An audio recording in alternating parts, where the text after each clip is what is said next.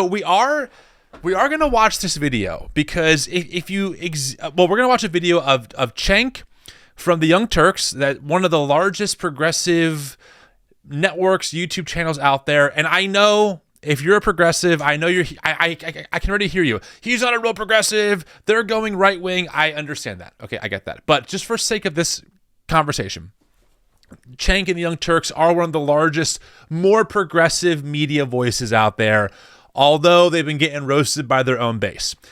And so this conversation is between Cenk and Charlie Kirk, and it took place at America Fest, which, shocker alert, I was at America Fest. I go every single year to cover it. Stay tuned for our video in a few weeks that we're going to drop recapping it.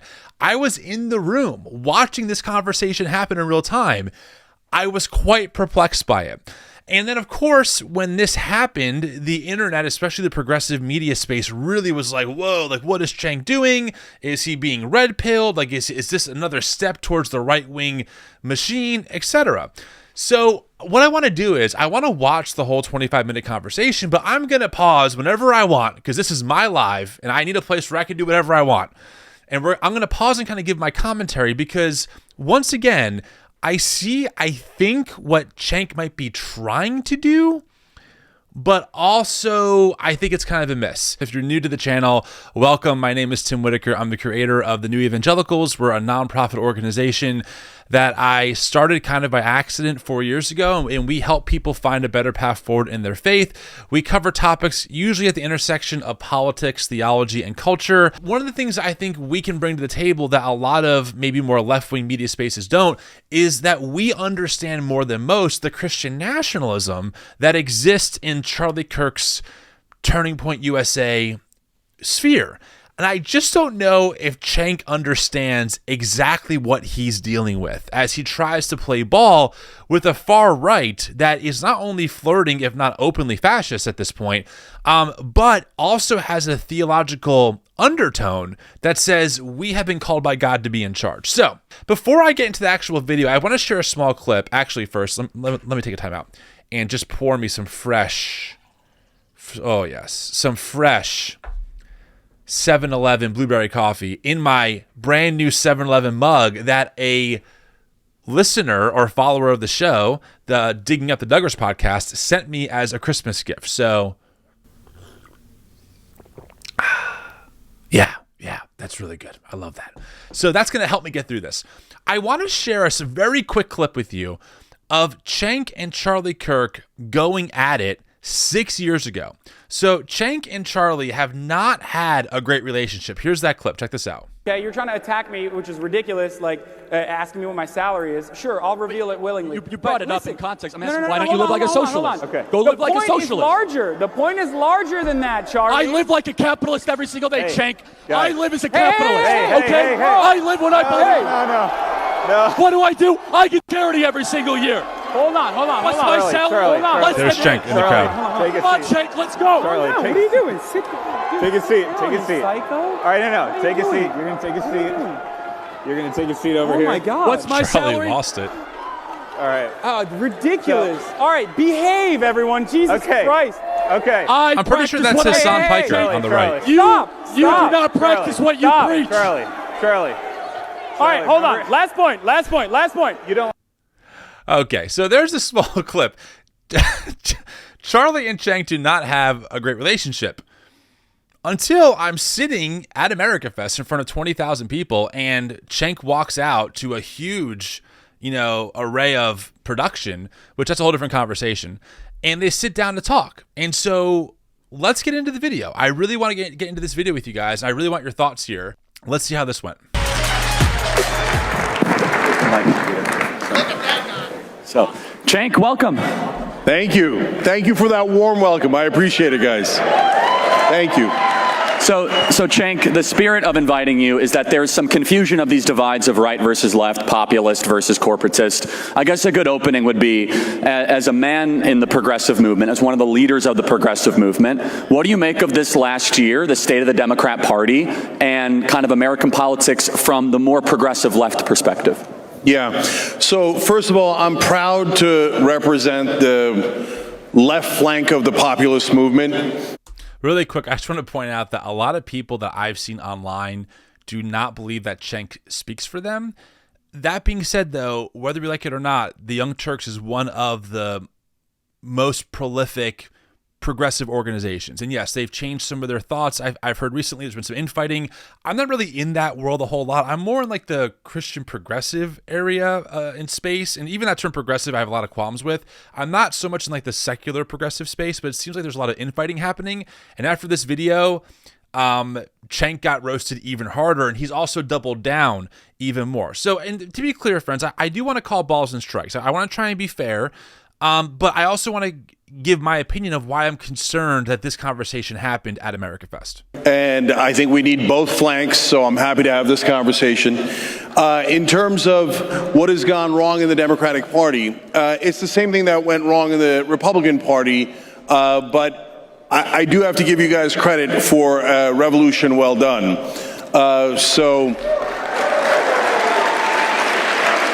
And what I mean by that is not a revolution against the Democratic Party or the left or the country, but a revolution against the establishment. So I knew you guys were for real in fighting against the establishment when I started going on right-wing shows and I would say something negative about Mitch McConnell. And when I did that in the past, what I would get back is, oh, no, Mitch McConnell's great. Pelosi's terrible, but Mitch McConnell's great. Let's do that here. What do you guys think of Mitch McConnell? All right. Yes, I love that. So look, for my left-wing friends that are watching out there, they just booed Mitch McConnell. That's a great thing, okay? And let's do one more. What do you guys think about Dick Cheney? My left-wing friends out there, we have been waiting for the right-wing populists to boo Mitch McConnell and Dick Cheney our whole lives. Okay, let's pause here for a second. So a couple of observations I had, and again, I was in the room, and I'm sitting here thinking, like, yes, I do see this point of agreement, meaning a lot of us in the other side of this are frustrated with the quote establishment. I've heard a lot of critiques of the Democratic Party after the past election, etc. And so I think what Cenk is trying to do to start off this conversation, say, look, guys, we both agree that the establishment, right, is problematic. And if I was sitting with someone, I would probably be able to say, like, yes, I understand that sentiment, but we have very different reasons for why we think that. We also have different reasons and also understandings of who we think the establishment is. Now, I think, based on what I've seen in more democratic spaces, that a lot of people are frustrated with, like, the establishment career politicians of the Democratic Party, for sure. And I think that we need to really have that conversation honestly and openly. I don't know if having it with Charlie is actually helpful, because Charlie represents a movement that likes to believe it is grassroots funded in a We the People movement. In fact, at this event, they had, you can't see it in this shot, but all along the convention center, they had signs that said, "We the People run this country." The problem is that Charlie is funded by billionaires. I mean, Turning Point USA is funded by billionaires and dark money. And Trump is a billionaire and Elon Musk is a billionaire. Like, it's not really a We the People movement. It is an oligarchic movement that is masquerading as a grassroots movement. So just the foundational premise, yes, maybe we agree that establishment politicians are problematic, for sure. I think you and I would say we want corrupt money out of politics. But Charlie is a fan of Trump's cabinet picks, having the most billionaires ever in administration. So when it comes down to the solutions, we couldn't be farther apart. And I think, listen, Cenk he knows where he's at. He's going to try and he's going to do his best to ride the line here of, like, I don't want to piss off the audience. I want to kind of lower their defenses so I can get through to them. I get that. But also, like, fundamentally, we have very different understandings of the establishment. Take the win. Take the win. Now, what we need to do in the Democratic Party is we need to do likewise. We need to have a revolt against the Joe Bidens, the Kamala Harrises, and the Nancy Pelosi's. See, they're cheering for very different reasons, though, right? They're cheering because in their minds, those people are literally demonic, and they hate the country and they hate America. That's not, well, maybe it is what Cenk believes. I don't know. But that's not the same thing as we need to change leadership and change how we function as a party. Now, to be clear, friends, if you're new to this channel, I did not grow up as a Democrat. I grew up in evangelical spaces. I deconstructed and went more progressive. And honestly, at this point, I would say I'm more focused on decolonization than progressive or democratic politics. I was at the DNC this year. I was outside with the uncommitted movement with my friend Kassam Rashid. I'm much more interested in those kinds of conversations. And yes, I had a lot of qualms at the DNC as they're rolling out army generals and endorsing Dick Cheney. Like, I'm not about that for sure. But again, just because we would both say we don't want Dick Cheney in politics doesn't mean that we have the same fundamental ideologies that animate those solutions. One way to think about it, and then we'll get back to this, is Candace Owens actually is in favor of like the Palestinian people. But her motivations for doing that are incredibly and blatantly anti-Semitic and come out of an America First nationalistic agenda. Her and I might agree that the U.S. is funding the genocide of the Palestinians, but the reasons we believe that are totally different. And it's the same thing kind of here, in my opinion, with Charlie and Cenk. They might be saying on the surface the same thing, but they mean fundamentally different realities for how America will function once that actually happens. And the Hillary Clintons, and now all of a sudden the Dick Cheneys. What are they doing on our side? Are you guys nuts? Right? I have to interject. When all of a sudden Kamala Harris is doing the Liz Cheney thing, I said, does she want to lose? I mean, what's amazing is I said the same thing. Look, Dick Cheney polls at 13%. What lunatic thought it was a good idea to wrap yourself around Dick Cheney? I mean, when we started the Young Turks 22 years ago, longest running show in internet history, first ever YouTube partner with original YouTubers, one of the driving forces was get Dick Cheney out of office, right? And now for Kamala Harris to come full circle and say, oh, I've got 90 corporate CEOs backing me, and I've got all these executives on my side, and I've got Dick Cheney and Liz Cheney on my side, it was so counterproductive. It's not what the left wing stands for. It's not what the Democratic Party should be about. So the problem is the establishment. They are controlled by the donor class, and mainstream media is their marketing arm. They do not do news. They do propaganda. Of course, what Cenk doesn't say here is that right-wing media does propaganda 24/7, 365, and the donor class is what funded Turning Point USA. So again, like the foundational reality is so different, even though they're saying the same thing. And again, I was at America Fest, friends. They have so many different podcasts and media outlets, and they espouse so much propaganda on every topic that you can possibly think of. So again, it's kind of like, Cenk, I don't think they're applauding for the same reasons that you think they're applauding for. There actually isn't a lot of common ground at all when it comes to how we think about the solutions. And one more thing. What I want you guys to recognize is that mainstream media you think is against you. You think they're against the right wing. But they also hate Bernie Sanders. And they also hate me. And they also hate the populists on the left. What mainstream media really loves is the establishment and the elites. They're against all of us combined.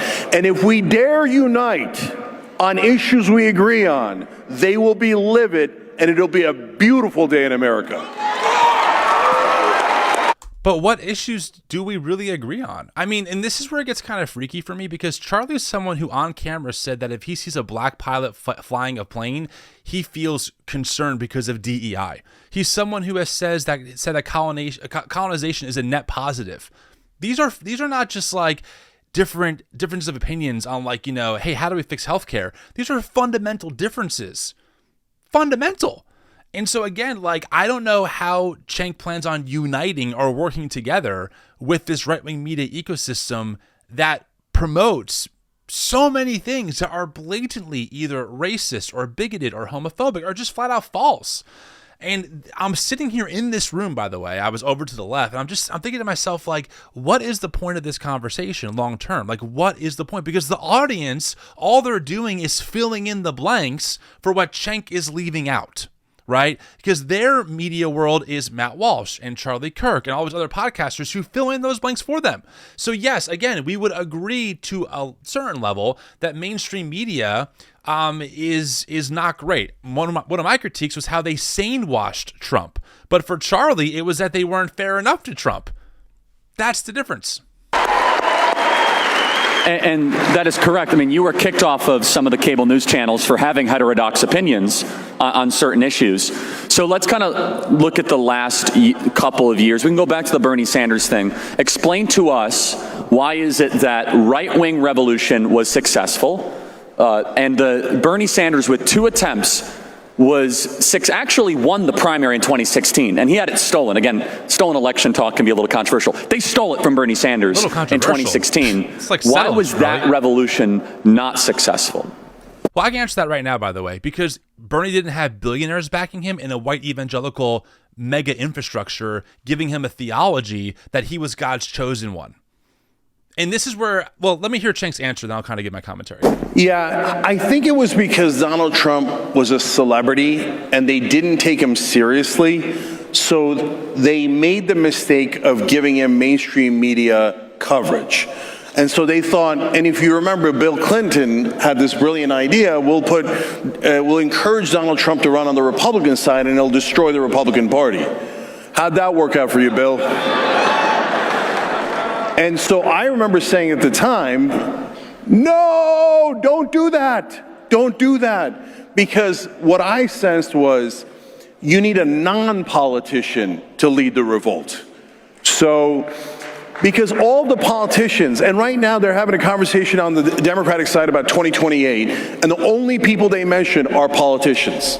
Okay, and my answer to that is... for a second really quick. So, yeah, I mean, Cenk doesn't at all mention the Christian nationalist machine that put Trump in front of white evangelicals. He doesn't mention Paula White. And this is, someone asked earlier, why are you even covering this? Because there is no one or not many people who would be faith-based, us, for example, but also tapped into the political landscape that are more leftist in our perspective. There's no talk from Cenk here at all about Christian nationalism. And like I keep saying, left-wing media spaces or progressives like Cenk are never going to understand Trump unless they understand the Christian nationalism that emboldened him. If you don't know that Paula White, a charismatic prosperity gospel preacher, was very close to Trump in 2015, and she organized meetings with other evangelical leaders to get them organized to support Trump during his first run, you're never going to understand what really animates this. If you don't know names like Lance Wallnau, who, by the way, Lance spoke at this event. He spoke at the worship night at America Fest. If you don't know names like that, Cenk, you're never going to understand what you're actually dealing with here. So, yes, I mean, of course, part of it we can certainly say is that, Trump was a celebrity. Media didn't take him seriously. That's probably all true. Media also sane-washed him. They also ignored so many blatant things that he did that were just blatantly false or wrong. And it was emboldened by a right-wing media ecosystem funded by billionaire money, like Charlie, for example, to amplify propaganda that then became true. And this is, again, the fundamental difference of what we're talking about. So as I'm watching this, and I'm watching this live, by the way, I'm just thinking to myself, okay, I think I see what Cenk is trying to do. He's trying to build some kind of common ground, but the foundation, there is no ground beneath us because the foundation is so different. And also, I think, in my opinion, Cenk doesn't really understand what he's dealing with when it comes to Charlie and the theology underneath of it. Hell no, okay? Because the politicians are used to the corruption. They grew up in the corruption. They like the corruption. They got their power through the corruption.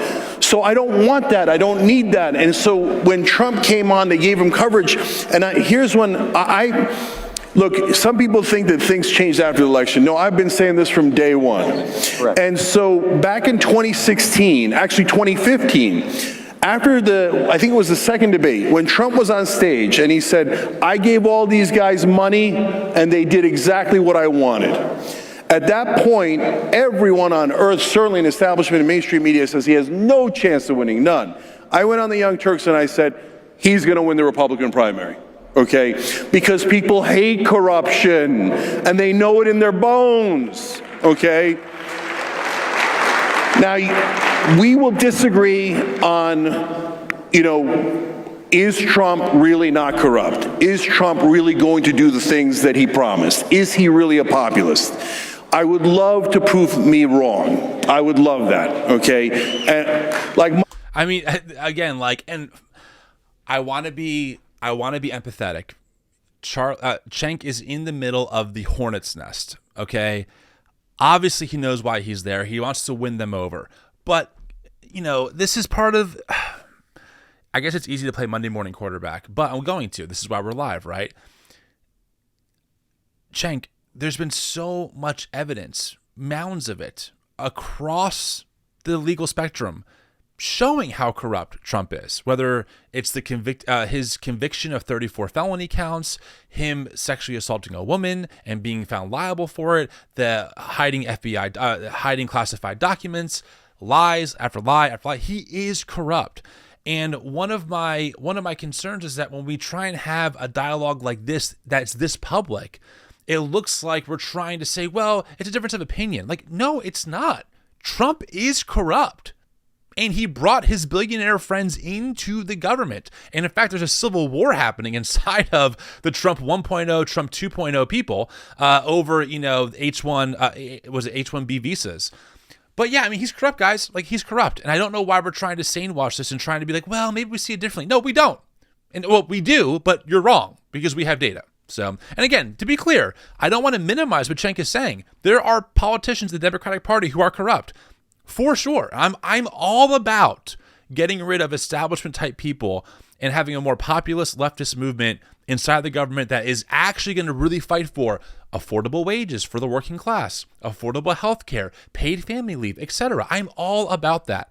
That doesn't mean that we have to validate what the right wing is doing, being bought off and funded by billionaires, pretending that they're a grassroots movement, when in fact, all of the policies do one major thing: protect the oligarchic class to make more money. I will stop ranting now. We'll keep going. My God, if Trump got money out of politics, one thing we're known for is credit where credit is due, okay? I would give him all the credit in the world. We're not there yet. We're not close to there yet. So when we get into the issues, hey, how about, and remember, guys, you also have donors. Beware of the donors. Don't forget that, and don't let your guard down, okay? But so on the Democratic side, we have got to elect a populist. If we don't, we're going to make the same mistake we made when they anointed Hillary Clinton, when they anointed Joe Biden, and when they anointed Kamala Harris. To my Democratic friends, how many times are you going to lose before you realize that mainstream media and the establishment are lying to you?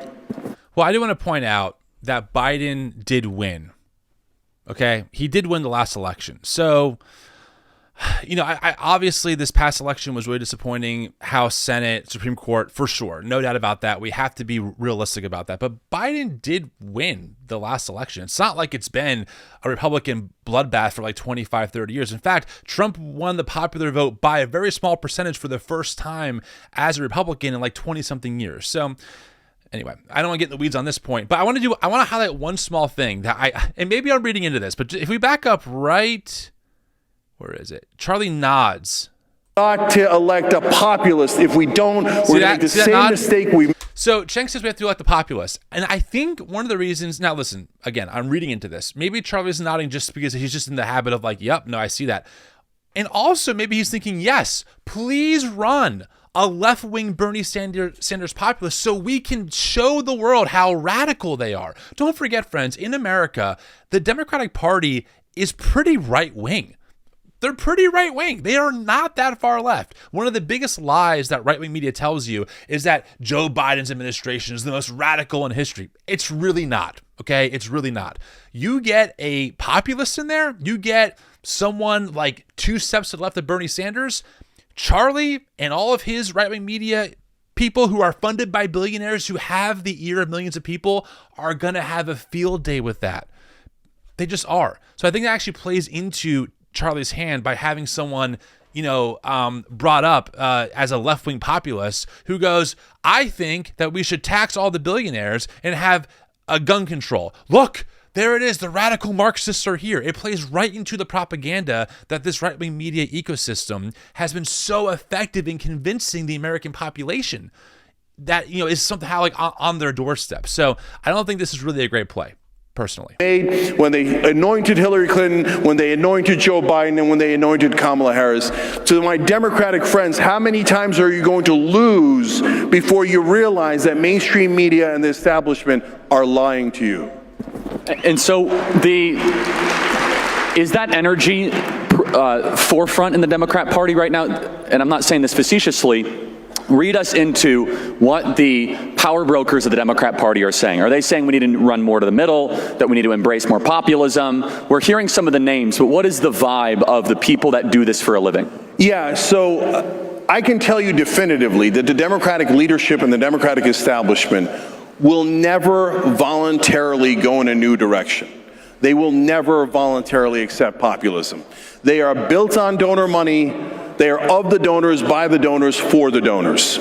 So what I need left-wing voters to understand is that they're never going to give you what you want incrementally.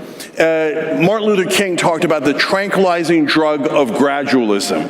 Oh, if we just go a little further with Joe Biden, he'll give us another crumble and another tiny increment. No, they're going to just pick a new and improved corporate robot like Pete Buttigieg or Gavin Newsom, and they're going to come out with a new script, and they're going to say, I am now a populist. And they will wear flannel shirts, and they'll go to barbecues, and they'll pretend to eat ribs. Yeah, and they'll pretend to work at McDonald's for a day. Like, yeah, hello? What do you think Trump did? They'll pretend to drive a garbage truck for a photo op. They'll hold a Bible in front of a church like this, you know, to prove that they're a Christian. Like, again, if Cenk was presenting at, and I'm making this up, at whatever the far left version of America Fest would be, and in that context, I would be like, as an individual, I'd be like, yes, I want more progress. I don't want to wait anymore. I think that incrementalism and gradualism is problematic, for sure. But given the context of where Cenk is at, I'm like, dude, like the person you're talking to is a sycophant for a man who does photo ops and wears the equivalent of flannel, right, by working at McDonald's. And you're like, yeah, you know, you guys have a real populist movement over there on the right. Is it really populist? Or is it funded by billionaires to convince grassroots and mainly poor whites, that somehow the problem is not the billionaires and the corporations who are killing their jobs, but it's the big government in the nanny state? This is a classic, textbook play that's been used for so long by these spaces. I mean, this is not new. And again, like, Cenk decides to go here to talk to Charlie publicly. You know, it's not my call, but like, dude, if you're going to be here, I mean, at least call it out. I mean, just give the people some truth. Isn't that what these spaces care about? Truth? It's just frustrating to watch. And again, so far, not one hint about Christian nationalism. And then they'll sneak out and go to French Laundry, right? So don't believe the corporate robots. Remember how many times they lied to you. We need to do a populist revolt and pick a populist left-winger so we could have a real contest in this country. The establishment Democrats are never going to win. We need to go populist, and the way to do that is not by negotiating with them, it's by defeating them in a primary. Is the Democrat grassroots, are they invigorated towards that end? Because it seemed as if they weren't obviously thrilled about Biden or Kamala Harris, but you could say whatever you want about Bernie Sanders. I have massive worldview disagreements. He had a legitimate grassroots movement behind him of small dollar donors, of people that were working, of activists. Maybe I'm wrong, but it seems like that has disappeared a little bit in recent years, or at least has gone to sleep. Am I correct in that? And what would it take to awaken that sleeping giant? So there's a couple of different branches within the Democratic Party and the left, but the two most important ones are the populist progressive left, that's Bernie Sanders, and we can debate about progressive issues and policies on another day, right? But then there's the establishment wing. So the populist wing is already there. That base that was there in 2016 and 2020 still exists. And remember, guys. Can we just pause? So I pulled this off of YouTube from another stream. This is called the Right Side Broadcasting Network. Look at their ads. Ivermectin? Why are we promoting this stuff still? Like, ivermectin? Like, jeez. It's just amazing, like, what gets promoted in these right-wing spaces. And Yeah, anyway, here we go. We'll keep going. I say this to you, and I say it to the left wing. Bernie won the first 3 states in 2020. He was this close to winning until Obama and Clyburn called in all the candidates. He's right. And said, you all have to bow to Joe Biden. And then mainstream media then said, Joe Biden is the greatest. And they started talking about how Bernie Sanders, the most successful Jewish candidate in American history, had followers who were brown shirts and fascists and Nazis. Where have you heard that before? So whenever it's an outsider... Okay, wait, hold on. I got to be honest here. I don't know what Cenk is referring to. He could be right. I don't know. I've never heard that before, but also I don't know. But for him to be like, where have you heard that before, and kind of hint to the audience in the room that does host people who are adjacent to that space is disingenuous. To give you an example of what I heard at this event. Now, I want to preface, I don't want to get in trouble. I'm not saying that the organizers would approve of this. I'm just telling you the kind of people that I see that get attracted to events like America Fest. Not only did I run into John Doyle, who was like a raging, maybe 2 levels beneath Nick Fuentes, but I was sitting in a hotel, and I saw a group of young white boys who had like the Nick Fuentes vibe. You know, they're kind of wearing like the suit jacket, the mustache. And another one walks over to them. I swear to God, this is true. And he says in like a mocking tone, "Patriot Front," like that, and walks over to them almost as like a way of like salutation. Maybe it was a sarcastic jab. I don't know. But for whatever reason, they thought it was at a minimum funny to joke about the white nationalist group Patriot Front. They're the people who wear the masks and pop out of U-Hauls and march with like, you know, NAZI flags. I don't want to say the word and get censored, but like, so Cenk, like, don't try and feed in to the sense of paranoia that like, well, we're all a bunch of Nazis. Well, dude, in the flanks of the right-wing sphere are people who entertain this kind of stuff. And it's frustrating when he's like, see, guys, I'm on your team. Like, I know you're not really like that. I know that, you know, it's not, I know the mainstream media is just completely unfair to you. Like, no, there is genuine concern for what is breeding in the right-wing media ecosphere. So that being said, I want to be clear because Pauline's saying here that Cenk is correct about Bernie. All the Democrats decided to go against him. That could totally be true. That could totally be true. And that's a problem. I'm not minimizing that. But to use that as a way to find like, see guys, I know you've been treated unfairly, is just to me like really concerning. Someone keeps saying, if you know, to reach out to Cenk. I've DM'd Cenk 4 or 5 times. I tagged him on Twitter. I'd be happy to talk to him. I would love to have him on the show. If you have a connection, bring him on. All of a sudden, mainstream media says fascist, even if it's a Jewish candidate, right? So they use the same tricks. And you guys have been canceled. I've been canceled. They do the same thing to both of us over and over again. So the left-wing populists are ready, but we do need some more votes from people who used to be in the establishment Democratic camp. And why were they in that camp? Because they love corruption, they love war, they love change? No, guys. They were in that camp because mainstream media lied to them. And mainstream media told them, Bernie can't win. Bernie was up by 12 points on Election Day in 2016. They said, he's radical. And they called you guys radical and said you couldn't win. They call us radical and say we can't win. But they're wrong. They're lying. So what I need Democrats to understand. Very quickly, the being called radical, it depends on what you mean by radical, right? If you're radical because you think that everyone in America deserves affordable healthcare access, and because you think that paid family leave should be a key, and that mega corporations shouldn't be sucking up tons of wealth out of the working class, call me radical. If you're radical because you think that ivermectin is a good drug to use against COVID, that masking was tyranny, and that the 2020 election was stolen, and the insurrection that we all saw a few years ago was really a bunch of peaceful protesters, we disagree on the foundational elements of reality. And this is my concern. You know, one of the reasons I go to these spaces is because I do want to learn. I do want to hear different sides. I talk to people all the time in these spaces. They know me. I've met Charlie before, okay? Full transparency. But I'm not going to sane wash some of the things that they espouse that is blatantly wrong. And one of the easiest examples of this is the election in 2020. There are still people in these spaces. It was all over this event. And again, I was here for 4 days, heard the whole thing.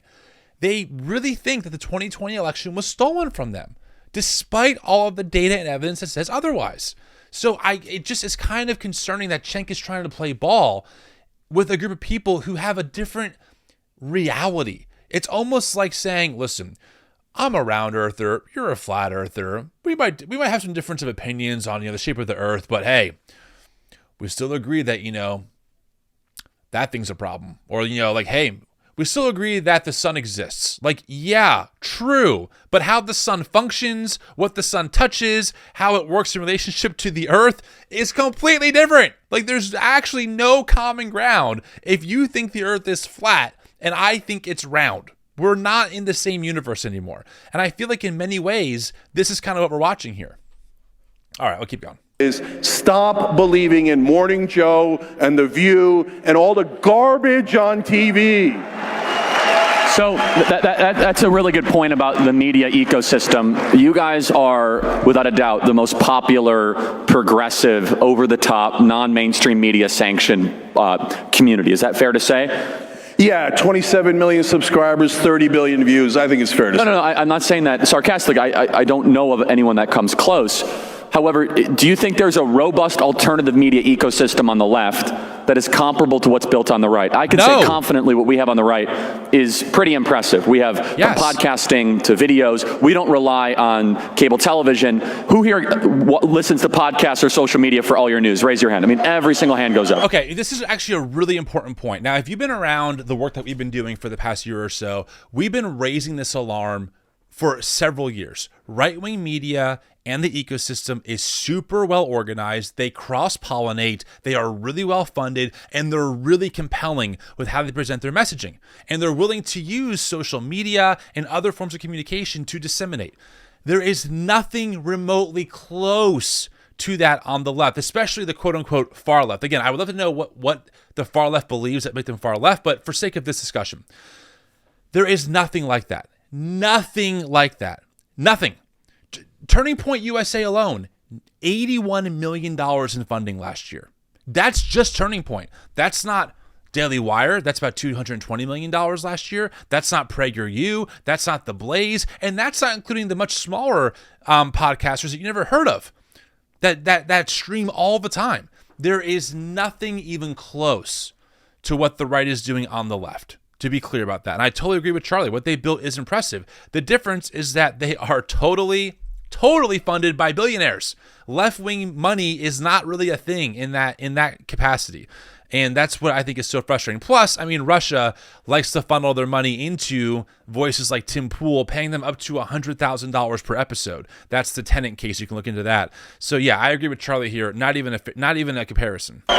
So do you think the left has some work to do in developing over-the-top media to be able to bypass the main networks? Yeah, so Yes. we have TYT as a giant network, but we have a lot of great progressive and populist shows that are not part of TYT that's in the left-wing ecosystem. So Not I don't comparable, think though. that that's the issue. I don't think that there isn't enough shows. I think that there's a couple others. One, on the right, you guys do a great job of coalescing. Yes. Okay? So you do a couple of things well. You work together well, and you're more welcoming, if I'm being honest.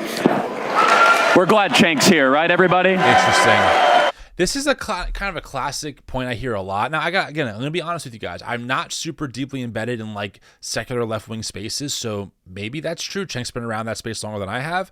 More welcoming, though, I mean, this whole event is built around calling Democrats demons and vile people who hate you, and Steve Bannon saying we're never giving power back. So yeah, I guess they're nice to you as long as you're going to bend the knee and submit and kiss the ring and, say, well, guys, no, look, we agree on this stuff. Yeah, I guess they're real nice to you then, but like, they're not inherently more friendly. They're brutal. They stormed the Capitol building 4 years ago. I mean, my gosh, guys, like, sheesh. Yeah, keep it going. By the way, if you're here from our last stream that fell apart, thanks for being here. Give this video a like, subscribe to the channel. I want to do more of these at least once a week. I'm really enjoying it. It's so much more fun to watch this with an audience and watch it with you. So thanks for coming out and hanging out with me. And a lot of people on the left know this as well. If you agree with MAGA 5%, the answer you get is welcome, right? Come join us, right? On the left, if you disagree 5%, they go, get out of here, you're a right-winger, you're a fascist, right? But if you push enough people out and you guys welcome enough people in, eventually you win the popular vote. That's what I warned them about, and that's what happened, right? So, look, I want to be fair here, okay? And one thing, if you grew up in high control fundamentalism, religiously speaking, like I did, one thing you can be susceptible to is finding a new kind of fundamentalism that is also blind to its own problems. I don't want to be that person. I don't want to be that organization, and I don't want any of the people out there watching this to just blindly reject something because it makes you uncomfortable. I think it's worth examining and thinking about, are there sometimes, maybe we can call them purity tests, that end up alienating people who are still in process. I think that that's a fair conversation to have.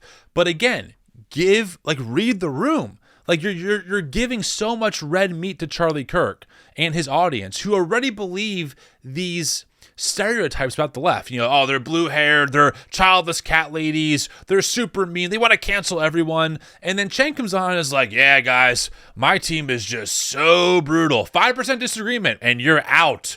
And it's like, is that really the person that you want to be like telling that to? Is that even true? Like, I don't know. I don't know if it's completely the case, even if maybe there's some hints of purity test culture. But also, again, to be clear, like in right-wing media spaces, you can argue the same thing. If you don't think that Trump is your epistemology, if you don't think that Trump is the source of all truth, if you think that the election wasn't stolen, you're pushed out. I cannot tell you names because that would break confidentiality.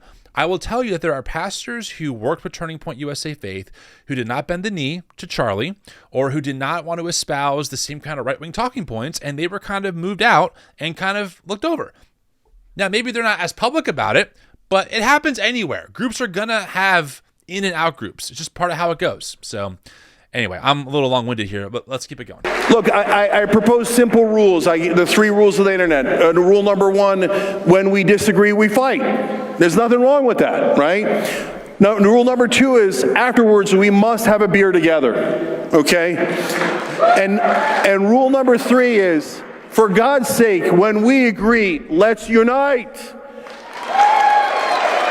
So Cenk is picking up on something that I think is worth highlighting. And I'm going to be honest with you guys. I've wrestled through this myself. If we were alive, if this was 1950s and segregation was a thing, and let's just say that we're watching 2 people. One is a staunch segregationist who believes that God has mandated that the races stay separate, which is, by the way, a very typical white evangelical position. Then you have someone who would disagree, who is more liberal. If we were reading about their story now, do you think we would be in favor of them like getting a beer afterwards? Like, is that the way you move things forward with people who are not just followers, but people who are pushing the propaganda? And I don't know the answer to that, okay? Because as a Christian, I believe in loving our enemies. I believe in trying to find common ground to move forward. We're on the same planet as these people. I don't believe that violence is the answer. And also, I don't know if the win is bragging about how, hey, yeah, you might think that black people are inferior, and we disagree on that, but you know what? We had a beer afterwards, so progress. Maybe for you it is, but it's not progress for your black neighbors. And I just think about like so many of the things that, again, this event totally espouses. There was so much dehumanization around trans people. That's the new target for the right. It's not gay people anymore. They're accepted now. Now it's trans people. The left is transing kids. The trans ideology, trans, it's all over the place.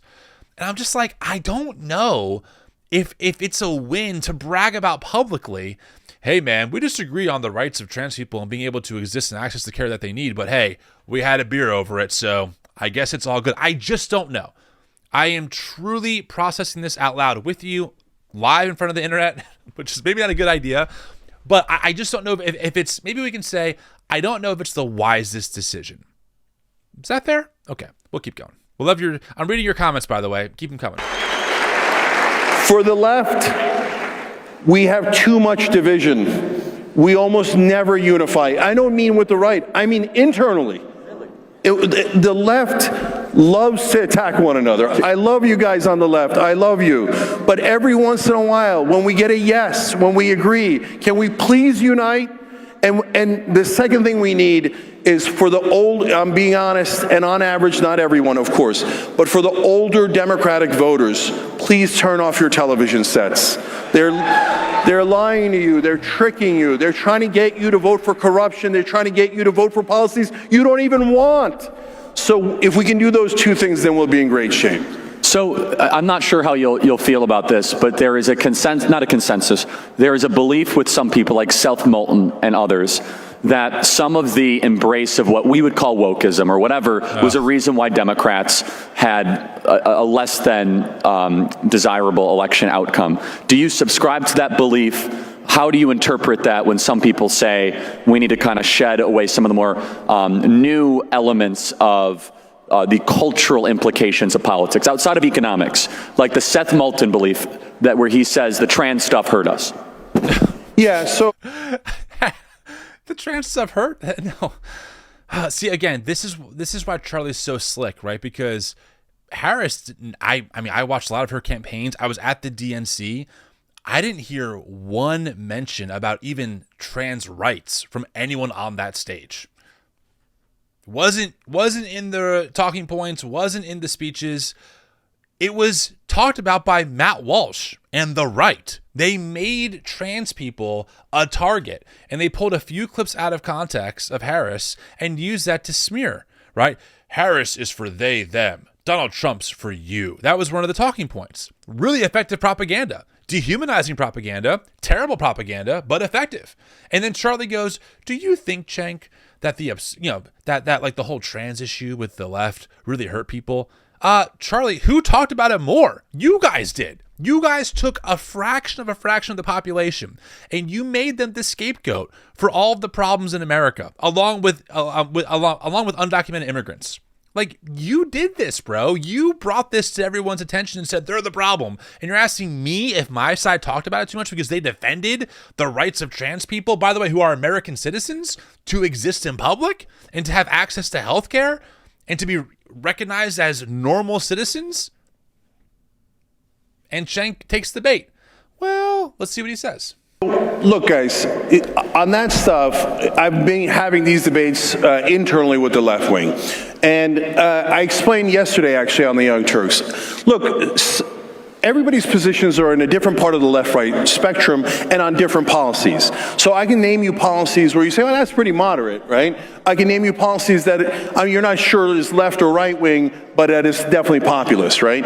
But some of my policies might be called extreme left in America. So, for example, I'm massively in favor of gun control. You told them not to boo, but I knew they'd boo on that one. They paused to their Yes. their respect. You were asking for it, Cenk. Yeah, I did ask for it. So, by the way, I think even that statement just shows how far right we are as a country. Gun control is like not super debated in many countries around the world, and they don't have mass school shootings, etc. And again, in America, the Cenk's self-described, extreme position or like left position is gun control. Wow. Truly amazing. my point to my left-wing allies is, am I going to emphasize and insist and demand on my gun control policies when we're in the middle of a national election? No. Because I know those are not winning issues at this point. I've got more work to do to convince the American people before we get there. So if on trans issues or any other, or crime issues, etc., if you really believe in the most far left positions, as I do on gun control, for example, that's okay. But you've got to know what to emphasize and what not to emphasize. And so if you say, no, I'm going to die on every extreme hill, well, you will. Electorally, politically, you will die on that hill. And then you lose on all of your issues, because it's sometimes a binary game. Certainly elections are. So you got to know what to convince the American people of and what to hold your ground on. And the number one thing to hold your ground on is constitutional rights. So I'm going to do some... Like the Second Amendment. Look at that. Set them right up. Set them right up.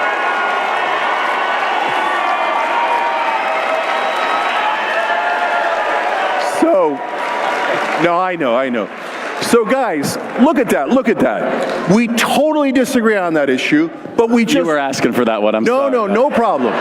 No, but look, but that was an important moment, because we totally disagree on that issue, but we just shook hands anyway. And you know what we'll do afterwards? We'll have a beer!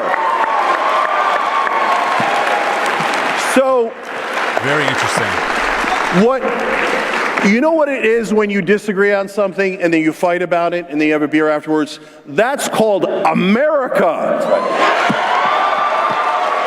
Again, I just think it depends. I'm not going to have a beer with David Duke. I'm not going to have a beer with Nick Fuentes. Why would I? I'm not going to do it. So I think, again, like gun control... Even this issue with how extreme the right is on this, like they won't even back like common sense legislation, right? Because the Second Amendment, and then they'll of course ignore other parts of the Constitution for the other neighbors. I digress, but it's just very frustrating to witness this. You know, again, like it just really matters what we're talking about when it comes to the rights of our, especially most marginalized neighbors, and the tsunami of propaganda that is aimed at them. We can't shake hands on that, bro. I mean, no lie. Last year or the year before was a record amount of anti-trans legislation pushed through our court system, federally and nationally. And a lot of it was fueled by the right-wing propaganda machine.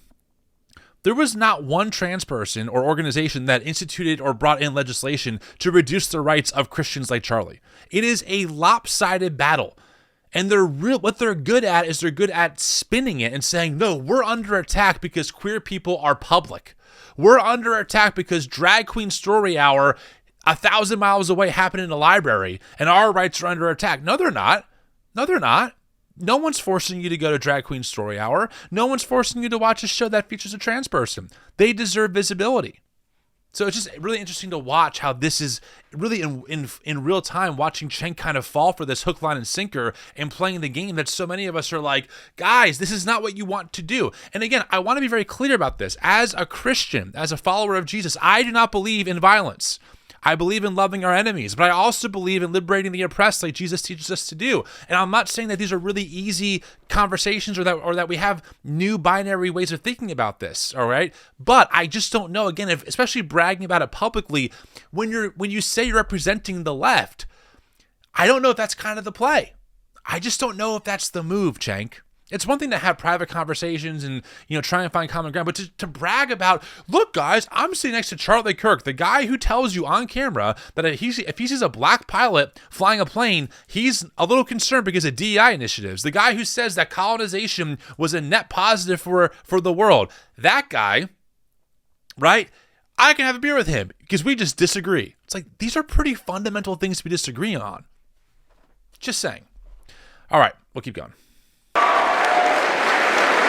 So let me see if I can get agreement, and this is... By the way, okay, really quick, hold on. So this comment, I want to address it. Titan says, unpopular opinion. Thanks for sharing that, Titan. I appreciate this. Jesus had a beer with sinners. I actually think that real conversations with neighbors is how we confront unrighteousness and provoke real change. Let me address this really quick. I'm going to go solo for a second here. I hear you. I will tell you that I have conversations at America Fest, off the record and not publicly, with people that I find abhorrent in their behavior. And I believe in trying to find common ground, to plant seeds, to try and nudge them. If we're going to pull the evangelical card, though, Jesus also told people to repent, right? I mean, you can argue that, especially when it comes to the sinners. But my whole point is just to say that I don't disagree with that. That's why I go to these events. That's why I cover them. I don't know, though, if I were to go on stage publicly with Charlie Kirk and be like, hey, man, let's just high five after this because of what I represent to other people. Right? There's like a public responsibility we have of who are we advocating for ultimately. Doesn't mean we can't have conversations that, are private or that are behind the scenes, but the public spectacle of this is just very interesting for me to observe, and I'm struggling with how to navigate it. That's my honest thoughts so far. All right, we'll keep going. This, I don't know which way this is going to go, okay? So when we talk about trans issues in terms of sports, I know we have massive disagreements, okay? And on one of those issues, professional sports, I agree with you guys. On high school sports, I don't. We'll go get into a bloody battle on that, okay? But I want to ask you guys something. Do you believe that trans Americans should have the same constitutional rights as all Americans to employment, health care, and housing? Constitutional rights. Do you want me to translate? Well, there is no constitutional right to housing. Okay, so I hear you. What I got out of that, guys... I'm just trying to be the interpreter. Yeah. No, there was a lot of applause and there was some consternation, right? I'll take it. It's a start. It's a start. So, but Cenk, doesn't that also tell you something? That, you know, maybe these spaces don't actually care about all American citizens. If they don't fit into a certain type of sexual orientation or a certain type of worldview, they become the enemy. I mean, again, like, and I know Cenk knows this because he covers this. Trump ran on the enemy from within, the globalists, the Marxists. I mean, this is his calling card. Charlie emphasized it. Right-wing, listen, guys, I grew up on talk radio my whole life. Right-wing media is built on making Democrats and other people who are not like them the enemy. And they use American language of like, we care about American citizens. No, you don't. You care about some of them. You obviously don't care about your trans neighbor who's an American citizen. You don't care about their constitutional rights. You just don't.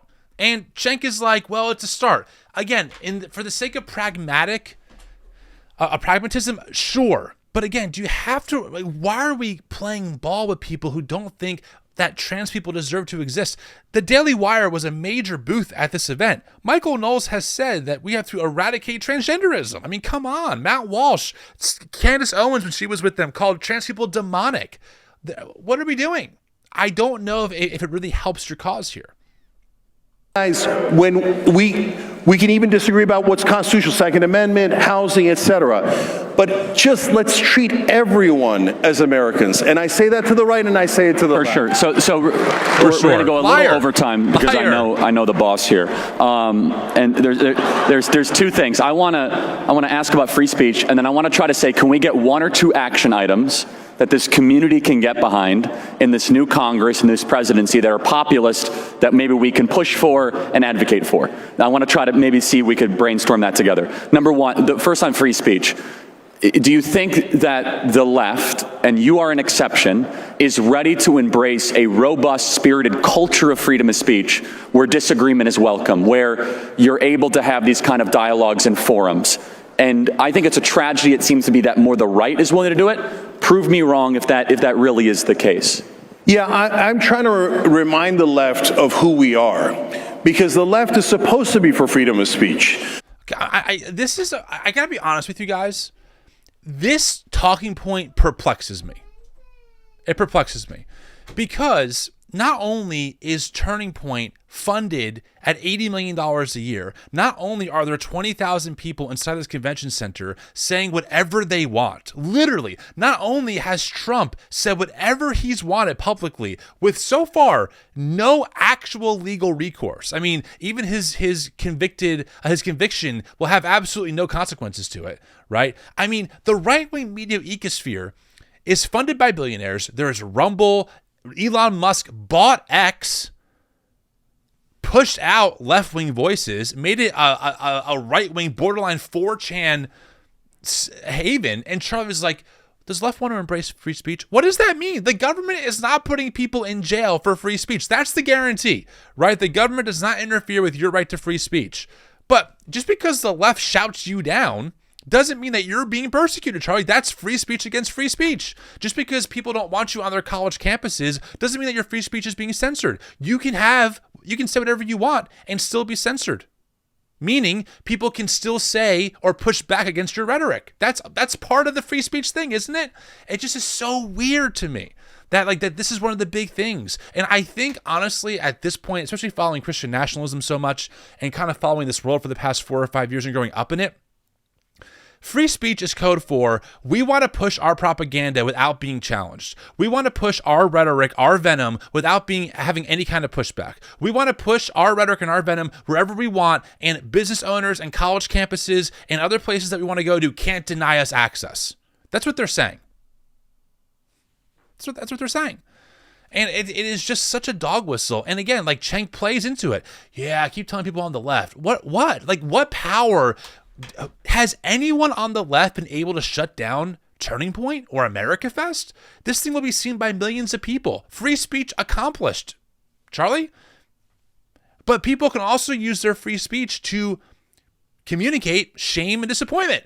Free speech has to go both ways. So I just don't understand this talking point, and it seems very effective. It doesn't grab me at all. The left needs freedom. If you're gay or you're trans or you're Muslim or you're someone that was otherized at some point in your life, you need freedom more than anyone else does. Yes. You need equality more than anyone else does. You need justice more than anyone else does. So if you want those things, you've got to reciprocate. So you've got to not, I want you guys to not assume that we hate you or that we're evil or that we're bad. But if we're going to do that, the left wing has to do the same. They have to assume that you're not evil, that you don't hate them, and you're not all of these things.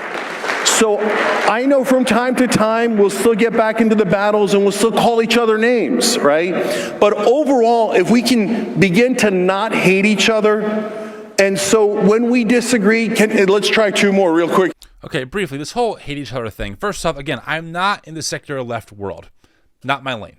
I'm a Christian. I'm more progressive in my theology. I'm more liberal or liberation focused in my political outlook. I don't believe in hating our enemies. I believe in loving them. And part of that is a call to repentance. I want to ask my enemies to repent from the harm that they commit. And I also want to be aware of my own harm that I commit and be willing to repent of that as well. The key here, in my opinion, is to compost supremacy, not to destroy it, because violence only begets violence, in my opinion. And this whole hate thing is like, well, Cenk, I mean, guys, I'm not sure if you've seen this. Every now and then, I'll still see to this day a Ben Shapiro type be like, reminder, President Obama was the most divisive president of all time. And I'm like, what? President Obama? You know that right-wing media like Sean Hannity made fun of him for putting Grey Poupon on a burger. They made fun of him for wearing the wrong color suit. They mocked him for wearing a helmet when he went on a bicycle ride.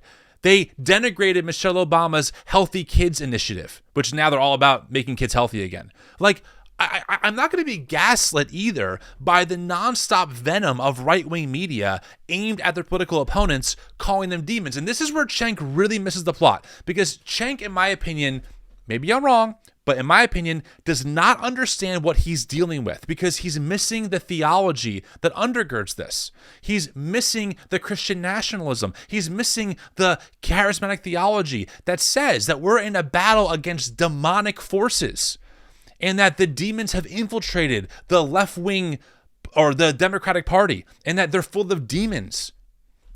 Calling Democrats demons is a common rhetoric point in Christian nationalist spaces. Steve Bannon, a year ago on that stage, said that Nikki Haley was as ambitious as Lucifer.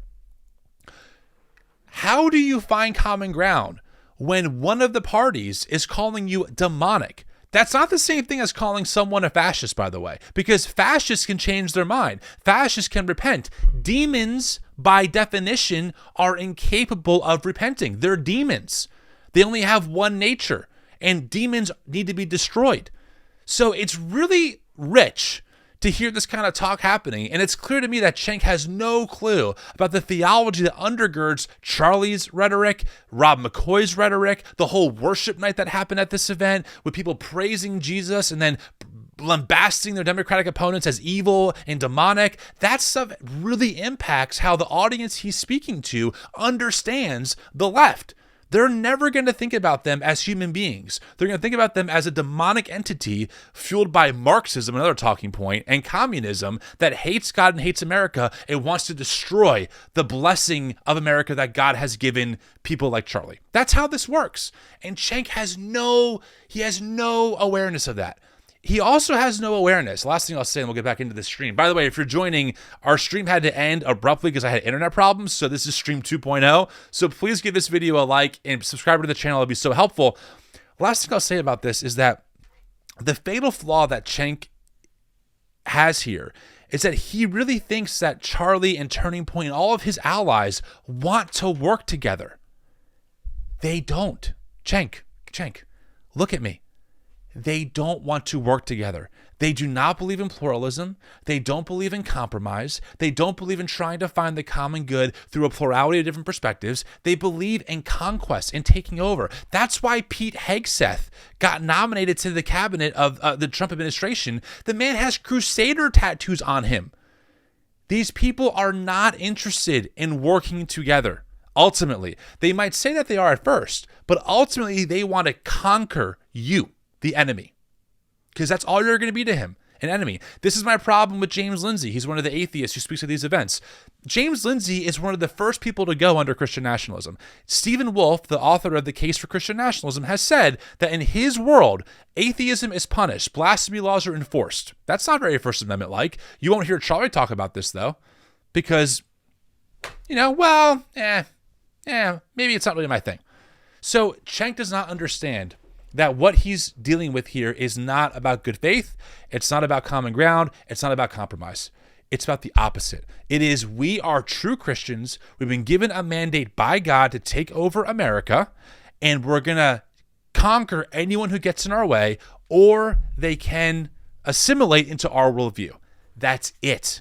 Those are your only two options, Cenk. And also, Cenk, you're Muslim. You're Muslim. Trust me. They are coming for you. They are coming for you. Yeah, you're trying to attack me, which is ridiculous. Wrong video. Back into it. Okay. When we disagree, can we agree to not hate each other? All right, excellent. And when we have these fights, to Charlie's point, can we, for the first time in my lifetime, begin to actually listen to one another? And Charlie, I'll give you credit on this, because one of the turning points, if you will, in how I started to view the right wing is when you came on the Young Turks at the RNC, and we started talking about banning private equity from buying residential real estate, which I totally agree with. Oh, that's good. That the young people in this audience should not have to compete against BlackRock to be able to own a home. Do you guys agree? Listen, this is great. I would love that. But again, look at who he supports. Trump. And Trump loves billionaires. Why would Trump ever go against billionaires and massive corporations who are going to benefit the Trump administration? BlackRock is out of control. Absolutely. But don't look at right-wing policies to fix that problem. So this is just giving the people what they want, but no action is going to happen. I mean, listen, again, if I'm wrong, I'm wrong. If Trump signs some kind of executive action that completely eradicates the ability of private equity to buy up houses, driving the market through the roof, that make it completely ridiculous for people like you and me to afford a modest roof over our heads, I'm all about it. But given the fact that Trump favors tax cuts for the wealthy, that he stacked his cabinet with the most billionaires ever in history, that he loves Elon Musk, his right-hand man, worth $400 billion, I would not hold your breath, friends, for Trump to do anything about the private equity problem. But again, I do agree, obviously, with Cenk and Charlie, it's a major problem. Our solutions, though, couldn't be farther apart.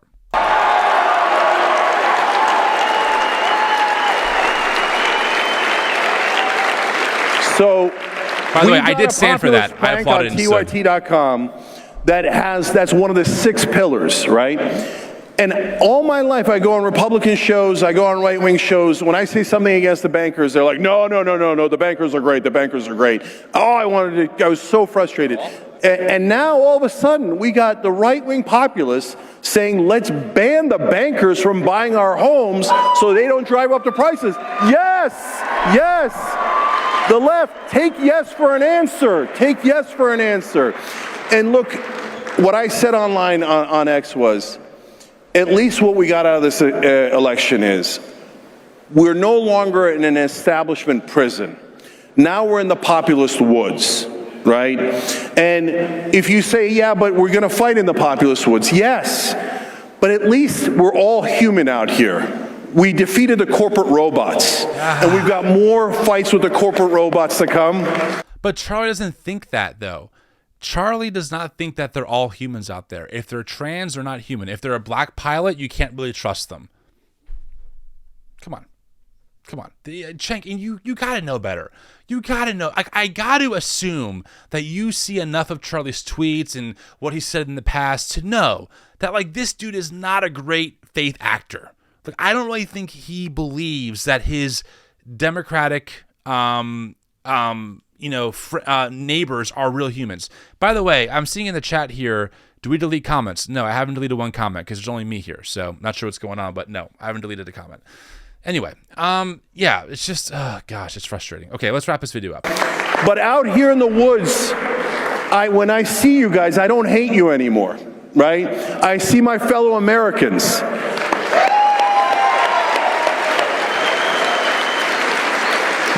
And so in these populist woods, we'll sometimes have skirmishes, sometimes we'll have battles. But the main thing I'm trying to drive with the 6 points of the populist plank: higher wages for Americans, time off for moms after they have a baby, anti-corruption, totally agree with that. anti-war. You do, Charlie? You do? You know that Republicans have voted against that, though, right? Like, again, it's so frustrating. Like, dude, if you believe that, then get it done. If you believe in paid family time off for all Americans, get it done.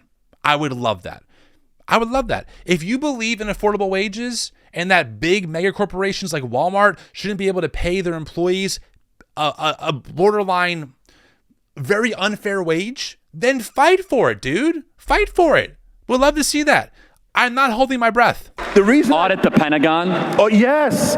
So the reason I picked those is not because they're the most left-wing positions, because those are the positions we all agree on, right? And God help the establishment if we actually work together to do those things. And finally, to the heart of your question, Charlie, I proposed on X, cut the Pentagon. Yes. Make sure the generals cannot work for the military-industrial complex afterwards. And free Edward Snowden.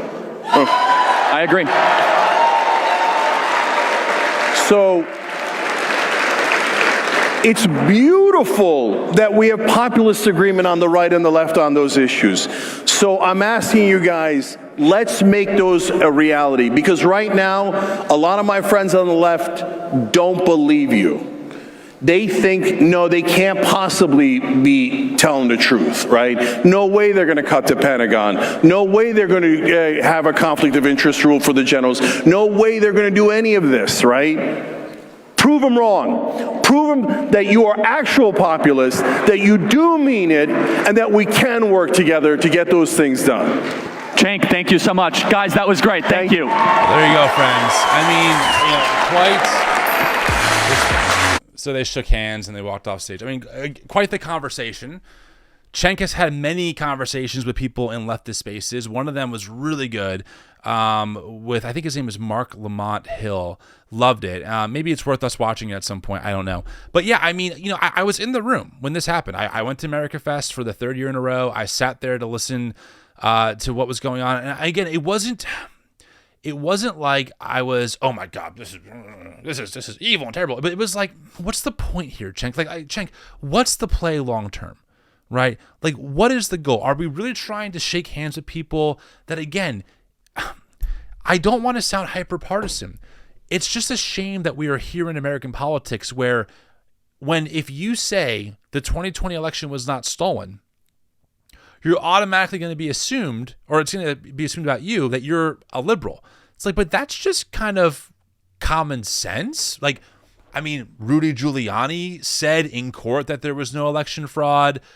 There was a lawsuit with Fox News that they settled against Dominion because they obviously lied about Dominion voting machines. Like Dinesh D'Souza's documentary, what is it called, 200 Mules or 2,000 Mules, that Charlie was featured in, was pulled by the publisher for having false information in it. It's so clear that the election was not stolen, but people like Charlie, organizations like Turning Point USA, people inside of that bubble promote it all the time. I mean, it was still said at this event all the time. And so That's why I have a hard time navigating this, because we're not talking about, hey guys, we all agree healthcare is out of control. Well, we should solve it this way. Well, we should solve it this way. Okay, we disagree. Let's get a beer. That's one thing, but fundamental reality, the right for our trans neighbors to exist, libs of TikTok literally incites violence towards trans people. I've had people on this podcast, on these YouTube channels, that have been targeted by libs of TikTok, have been doxxed, have gotten death threats against them based on lies. Charlie and that world loves libs of TikTok. They fund that stuff. They fuel that stuff. I'm not sure if Charlie, I don't think Charlie financially funds it, but like they are going to cross-pollinate that stuff. I don't know how you move forward when one side of the conversation is hell-bent on destroying and dehumanizing marginalized people over and over again and wants to denigrate an entire political ideology as demonic, as evil, as vile, as we can't compromise, we have to destroy them. Steve Bannon at this event says we cannot give up power. We need not bipartisanship, not partisanship. We need hyper-partisanship. That's what Steve Bannon said at this event. Hyper-partisanship. Am I saying that right? I don't know. But you get my point. Like, Cenk, what is the play? And clearly, Cenk, in my opinion, you don't understand the theology that fuels all of this. You just don't. You don't know who Lance Wallnau is. You don't know who Doug Wilson is. You don't know who William Wolf is, who's, by the way, Elon Musk just retweeted today. You don't know these people, do you? You don't know what they really believe. You don't know who Sean Foyt is. Have you ever heard of the 7 Mountain Mandate, Cenk? Do you know who R.J. Rushdoony is? If you don't, then you don't know what you're doing. You don't know what you're doing. You don't know who you're dealing with. You just don't. You do not know. People like Charlie, the pastors at these events, believe in taking over. This is data, by the way, like Christian Nationalism on a data level. This is supported by Robbie Jones over at PRRI. You can see all of his work there. One of the most credible voices unpacking what it means to be a Christian nationalist and what they believe. They reject pluralism. They think that Muslims are much more likely to commit violence than other neighbors. They think that immigrants are much more likely to commit violence than their neighbors, which is just factually not true. I mean, I can go down the list. They're more likely to commit violence. They believe that they have an obligation given to them by God to take over the country, to rule from the top down. They don't believe in religious liberty. They believe in Christian privilege. I mean, this is stuff we cover all the time. So if you want more of this, make sure you subscribe to the channel, and like this video, all that stuff. But does Cenk know any of that? Do you know, Cenk? Do you know what you are dealing with? I don't. That being said, I would love to get him on the show. If anyone has a connection to Cenk, please have him reach out to me. I would love to get him on the show.